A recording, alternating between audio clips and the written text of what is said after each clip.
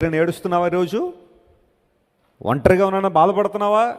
ఎవరు నన్ను ఆదరించేవాళ్ళు లేరండి. వెస్లీ గారు కనీసం పలకరించేవాళ్ళు లేరండి. నా కన్నీటి నుండి కారుతున్న కన్నీటి బిందువులను చూసేవాళ్ళు కూడా లేరండి. ఏడుస్తున్నాడు ఒంటరిదానిగా, ఒంటరివాడిగా, ఎవ్వరూ నాకు లేరు అని బాధపడుతున్నావా?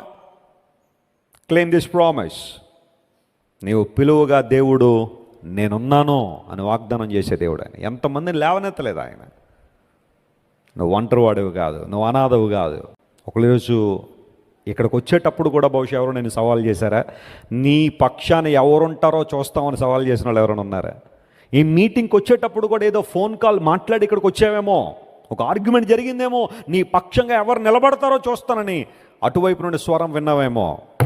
ఇటువైపు నుండి విన్న స్వరం, నీ దేవుడు నీ పక్షంగా ఉండబోతున్నాడు ఆయన. నేనున్నానని వాగ్దానం చేసిన దేవుడు నీ కోసం నిలబడతాడు ఆయన. సమయం వచ్చినప్పుడు, కష్టం వచ్చినప్పుడు దాటి వెళ్ళిపోవడానికి నా దేవుడు నరమాత్రుడు కాదు.